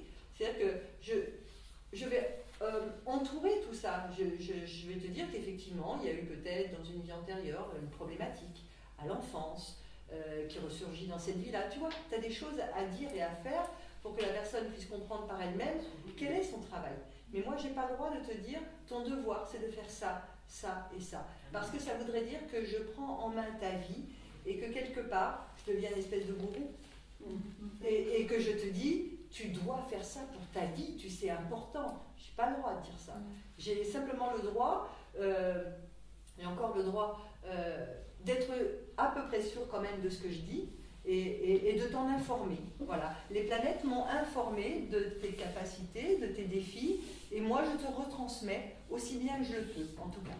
De tout, voilà. Mais je n'ai pas le droit de prendre ta vie en main. C'est pas... Lorsque vous naissez avec les défauts de votre ascendant, à vous d'aller chercher les qualités. Vous naissez, admettons, tu es né vierge. Tu es né avec les qualités et les défauts de la vierge. Voilà. Tout, d'accord? Ton ascendant, tu es né avec les défauts de ton ascendant. À toi d'aller chercher les qualités de ton ascendant. Donc c'est pour ça que les gens souvent disent c'est vers 40 ans qu'on est vraiment son ascendant. Ma prof m'avait dit on essaye d'aller au soleil de son signe. Au soleil de son signe, oui, tout à fait. Pour les qualités. C'est beau, hein? Oui, c'est très joli. Ouais. C'était une poète. La spirale est ascendante. La spirale n'est jamais descendante. On va toujours rechercher vers le soleil de son signe. Rechercher les meilleures choses. Tout à fait. De son signe solaire. Oui, oui, tout à fait. C'est bon? Oui, c'est très bien. Tu as une bonne note. Merci beaucoup. Moi, je suis passionnée. Ah bah oui, c'est ça, quand on est passionné, de toute façon. Et je vous dis, ça fait seulement 8 ans, j'ai tellement de choses encore à apprendre que je crois que jusqu'à la fin de ma vie, j'en apprendrai encore. C'est un art, l'astrologie. Parce qu'après, celui qui est capable d'interpréter aussi. C'est la chose la plus difficile. Quand je reçois en consultation, que ce soit par Skype ou que ce soit à la maison, ça dure 2 heures. Je ne peux pas recevoir quelqu'un moins de 2 heures. C'est pas possible. Parce qu'il y a d'abord une communication qui se fait entre nous. Il y a quelque chose. Et même si j'ai fait son thème, elle a aussi à m'apporter des choses. Parce que son thème, il reste froid malgré tout. J'ai besoin d'elle pour pouvoir avancer. Pour un enfant, comment ça se passe un enfant? Pour un enfant, c'est un thème natal. Je pourrais te donner ses qualités. Et c'est... Il n'y a pas besoin qu'il soit là. Non.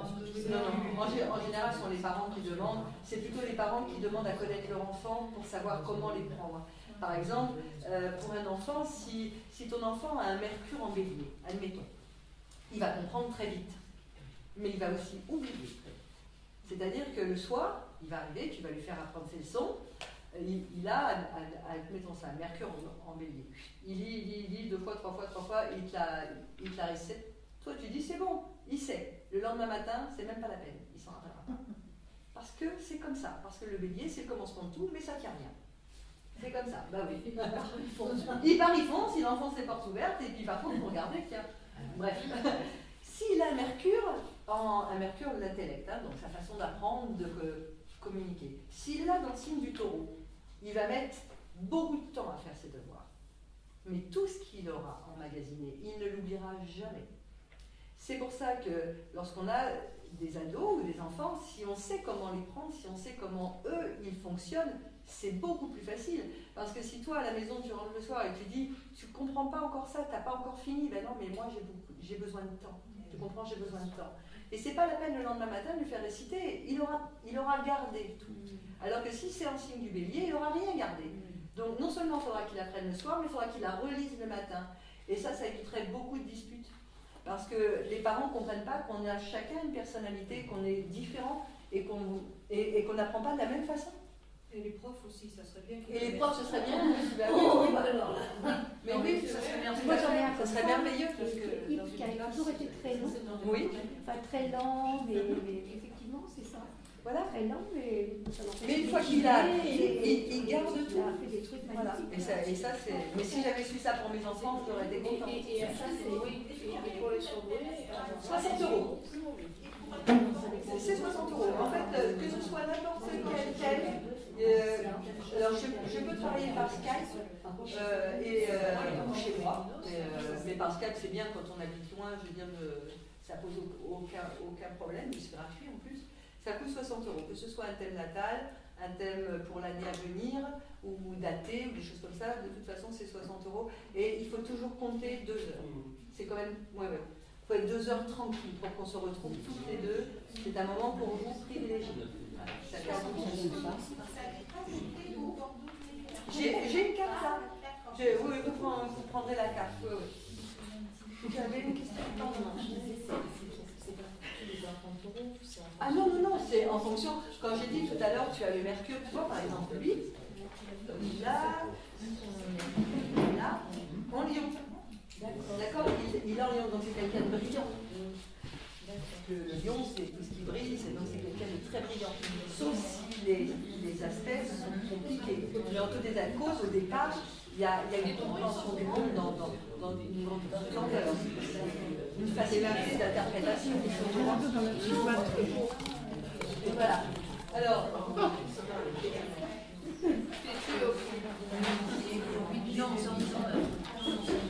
Et après, dans un thème, donc il y a les répartitions. Donc les planètes en signe, lorsque vous avez une planète dans un signe, c'est qu'elle veut vous aider. On n'a pas toujours, on a quelquefois des maisons vides. Vous voyez ce qu'on appelle des maisons vides. Par exemple, là, il a sa maison 1. Il n'y a rien dedans. 2 même. Sa maison 1 et 2, il n'y a pas de planète. Donc il n'y a rien dedans. Donc il n'a pas de planète qui l'aide à faire quelque chose. Il a simplement les énergies du signe, c'est tout. Ah oui. D'accord? Il n'y a pas de planète, donc on n'est pas obligé d'avoir une planète dans chaque maison. Mais quand vous en avez une, c'est excellent. Ça nous aide. Ça aide. Alors vous avez donc les planètes en signe, donc ça peut être un signe de feu. Alors là, je crois que je vous l'ai mis. Ouais.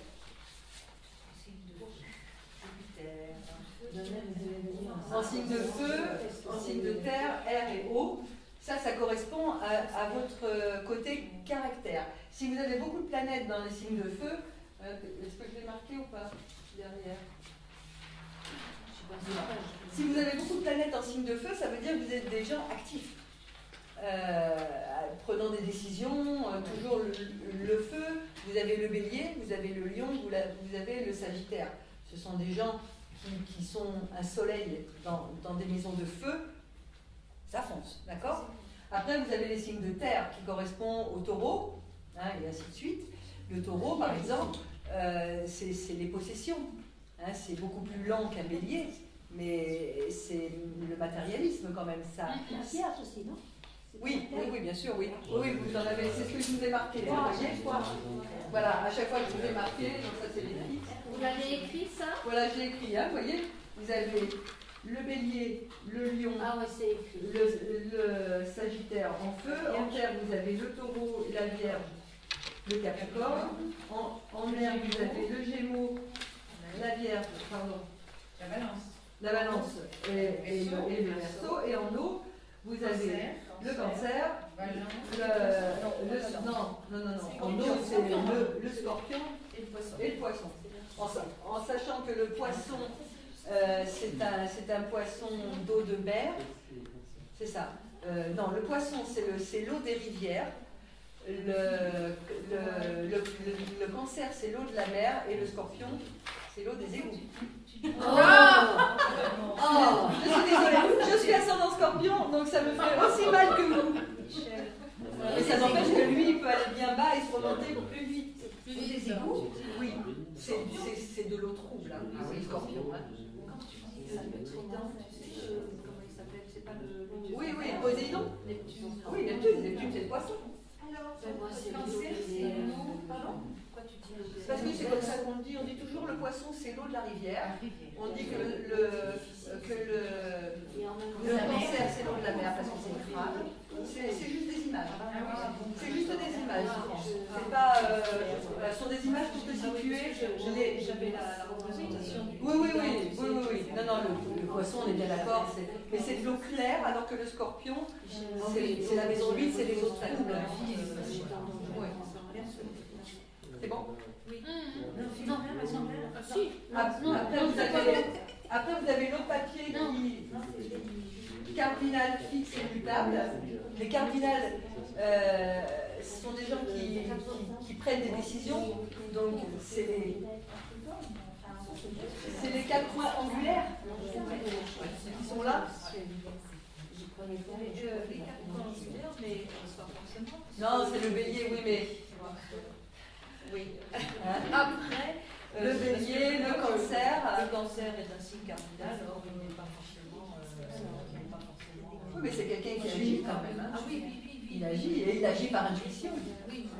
Mais quand tu me dis le bélier, c'est pas forcément le bélier. Ah oui, c'est Il est cardinal, le bélier. Il est cardinal et feu. Et sagittaire. Mais oui. Attends, c'est pas le cardinal, c'est bélier. Après, fixe. Après, vous avez fixe. Alors, c'est pareil, c'est comme ça. Donc, vous avez le cardinal, qui est le bélier, le cancer, la balance et le capricorne. La balance, on dit qu'elle ne prend pas de décision et c'est un signe cardinal. C'est un signe cardinal, parce que la balance, une fois qu'elle a pris une décision, même si c'est plus difficile, elle y va. Et oui. C'est la maison 7. Et oui, je sais bien. Moi aussi, comme j'ai étudié, ça m'a semblé un petit peu bizarre, mais c'est quand même des gens qui avancent. Oui. Non, pardon. Alors, le premier, tu as dit prise de décision en cardinal. Oui. Ensuite, le fixe. C'est celui qui, le fixe, c'est celui qui va maintenir la décision. D'accord. C'est celui qui va faire vivre la décision. Faire vivre la décision, voilà. C'est l'aspect matériel. Tu vois, par exemple, c'est le taureau. Il va, toi, ah tiens, c'est bizarre. Il va vouloir avoir la possession, posséder. Il va avoir une valeur matérielle, d'accord? Il va pas dire, ça c'est, il va pas jeter n'importe quoi comme un bélier. Ça va mettre un meuble à la poubelle, il va dire ça à l'affiche. Le taureau plus difficile, hein. Beaucoup plus difficile. Bah oui, il est attaché à cette chose qui existe, voilà. Et après le mutable, c'est il communique, donc il est fluide. Et le verso, normalement, on dit qu'ils ne sont pas. Merci. Il a pas. Oui, c'est un signe fixe. Oui, mais c'est un. Comment je pourrais te dire? Le Verseau, il a un travail à faire sur l'humilité. Le Verseau, beaucoup. Parce qu'en fait, il a 10 idées à la seconde. Et il voudrait que toutes ces idées soient bonnes. Et par contre, il n'arrive pas à les mettre toutes, parce qu'il arrive quand même à en mettre certaines. Mais il a tellement d'idées que c'est quelqu'un qu'il faudrait qu'il se calme un petit peu, prendre un petit peu de recul sur ce qui n'est pas utopique. Le Verseau, c'est quand même quelqu'un qui a beaucoup d'idées, très bon, hein, c'est Uranus, hein, sa planète qui le gouverne. C'est quand même quelqu'un qui a énormément d'ambition en plus, et c'est quelqu'un qui peut aller très loin parce qu'il est toujours avec des grands projets en tête, mais par contre, il y a beaucoup de projets qui sont utopiques. Il faut juste qu'il se recentre un petit peu, le Verseau. Mais il tient également à ce qu'il a. Hein, tu l'as là. Il est fixe. Voilà. Il tient à ce qu'il a, malgré tout. Il est quand même dans la possessivité. Il tient à ce qu'il a. D'accord? Bon, féminin, ça, sur la c'est intéressant. Séparation. C'est la séparation du cadran. La séparation du cadran, en fait. Oui, oui. D'accord. Cardinal, c'est les prises de décision actives, en fait. Fixe, c'est comme un taureau, c'est-à-dire je suis ce que j'ai, je le garde, je suis dans la possession quand même, dans le matériel. Et le mutable, c'est un peu comme le Gémeaux, je suis léger, je distribue. Je suis adaptable, voilà. Là, c'est je suis adaptable, là, je suis un petit peu matériel, et là, je prends des décisions, quelquefois, en deux pièces. Voilà, quelquefois, parce que si on a de tout, tout va bien. C'est pareil. Si on a un manque de quelque chose dans notre thème, c'est ce qu'il y a à travailler. Par exemple, là, je suis en train de faire un test sur quelqu'un qui n'a pas du tout de signe cardinal. C'est très compliqué parce qu'elle n'arrive pas à prendre des décisions. Pourtant, elle a fait très de choses à faire. Mais les décisions, elle a peur. Donc, travailler sa peur, c'est pas évident. C'est pas évident. Donc voilà, lorsque vous avez beaucoup de planètes dans cette partie-là de votre thème, eh ben vous êtes quelqu'un qui est un petit peu tourné vers lui-même, un petit peu égocentrique, vous apprenez. Mais il y a quand même un peu d'égocentrisme, quand on a beaucoup, je parle. Admettons que vous ayez 6 planètes de ce côté-là. C'est en bol. Pardon? Ça s'appelle en bol. Oui, oui, oui, mais c'est comme quelqu'un, oui, c'est un bol, mais du côté je. Du côté je, voilà, oui, tu l'as de quel côté? En bas. Juste là? Au fond du ciel. Là ou là? Non, entre les deux. T'en as combien? J'ai presque tout. Wow. Ah oui, oui, j'ai beaucoup de planètes. Et tu donnes autant? Qu'est-ce que tu as par là? Rien. Et là? Ah, je vais en voir une. Je sais plus. Il y a la lune, il y a quelque chose par là? Non, la lune est en lion, c'est tout en bas, au fond du ciel. Oui, c'est tout. Alors, tu as évolué, alors, très vite. Ça fait un moment. Ouais. Donc voilà, donc les planètes de ce côté-là, c'est j'apprends. Donc c'est nord-est, on appelle ça comme ça. Nord-ouest, c'est je donne. Après, sud-ouest, c'est nous apprenons ensemble. C'est toutes les maisons relationnelles. Et là, c'est toutes les maisons. Alors là, ça correspond au mental supérieur de chez supérieur, tout ce qui touche la collectivité et le collectif. C'est nous donnons. C'est-à-dire que si vous avez beaucoup de planètes là, vous vous oubliez complètement.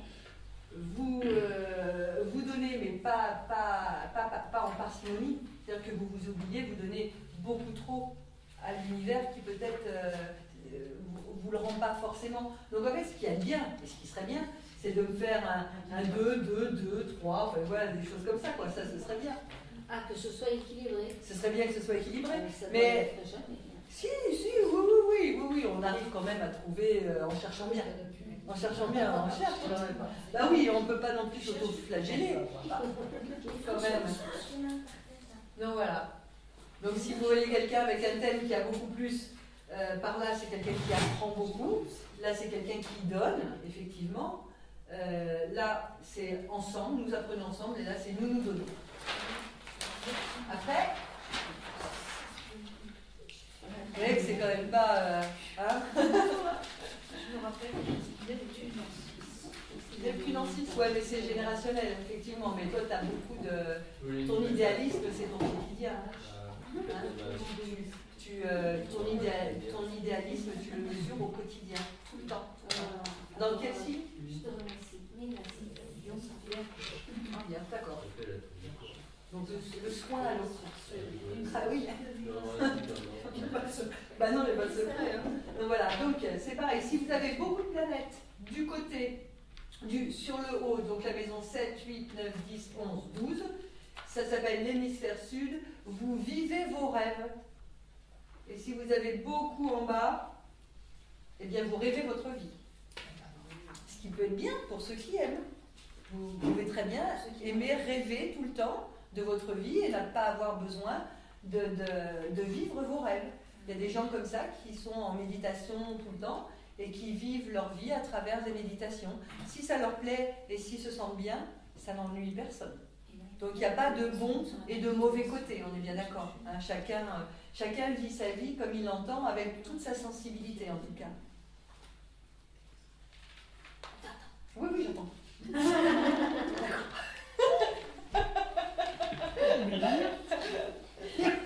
D'accord. Et pourquoi tu as mis l'hémisphère nord?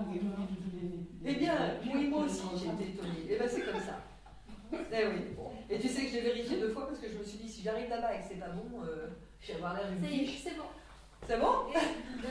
Excuse, une question. Oui. Pour quelqu'un qui est né à Madagascar, Oui. change d'hémisphère. Oui, ça mais change. en fait, j'ai un ordinateur qui fait ça très bien. Hein, parce qu'à ce moment-là, l'hémisphère sud est là. Voilà. Mais j'ai un ordinateur qui fait ça très bien C'est une et bonne je m'en remets Ma à... fille est née au Chili. Oui, oui.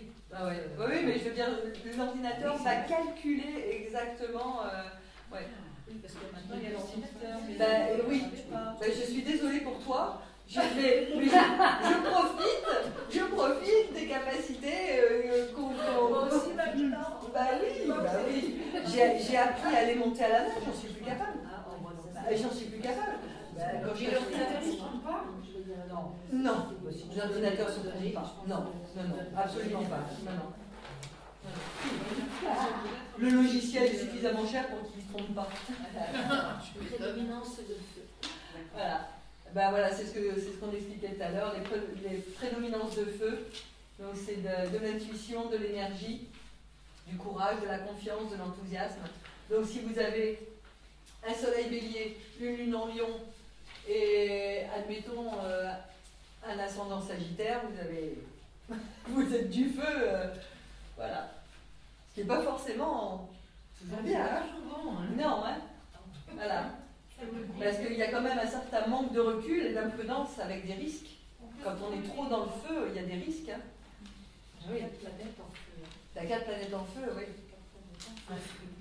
Oui, forcément, tu as des risques. Et sur la route, hein, puisque quand même, il y a des risques routiers, tu as un manque de recul par rapport à une situation. Et puis ça, le relationnel est compliqué. pas facile. Ça dépend où est ton Mercure. Moi, je peux pas vous le dire, je connais rien. Je vais travailler ça. Mais je te dis, ça dépend où est ton Mercure. Voilà. Je vais le travailler.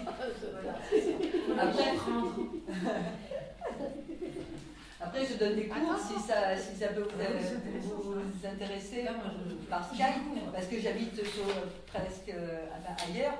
Donc c'est vrai que c'est loin d'ici, mais par Skype, on peut faire des cours. Hein. Il n'y a pas de... Parce que je reçois bien par Skype, donc tout le monde connaît Skype. Oui. J'ai 54 ans, j'ai essayé de me mettre à la page. J'ai essayé. C'est pratique. Ouais, heureusement que Christian était là. Est-ce que c'est tout bon? Oui.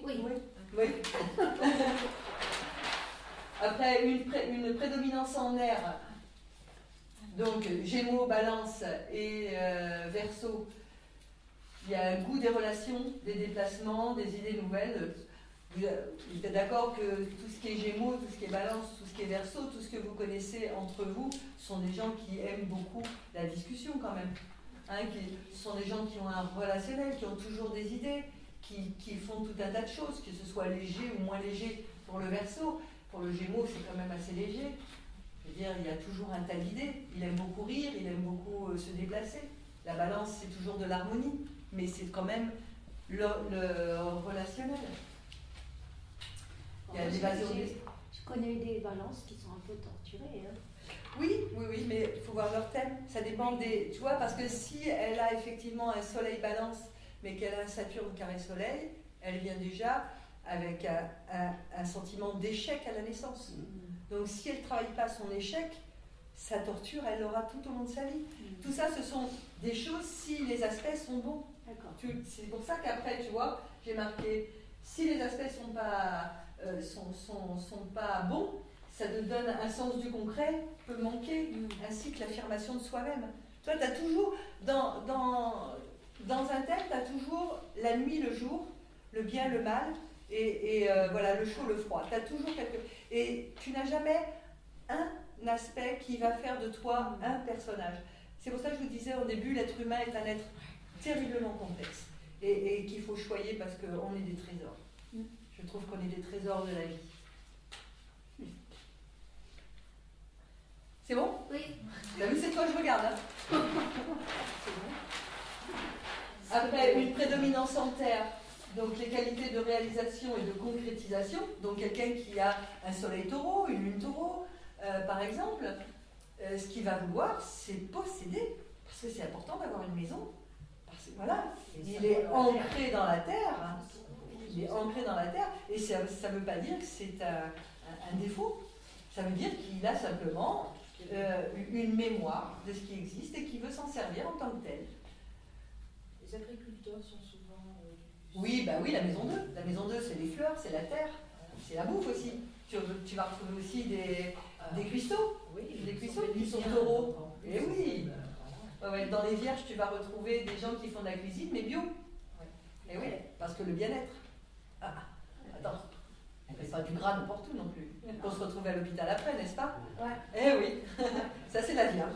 Voilà, j'analyse tout. Elle est minutieuse. Je suis logique. Ah bah oui, bah, tu m'étonnes. Eh oui. Moi j'ai appris à vivre avec une vierge.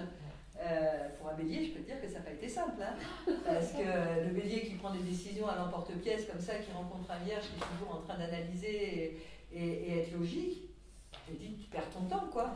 Mais non, c'est juste un apprentissage. C'est l'horloger.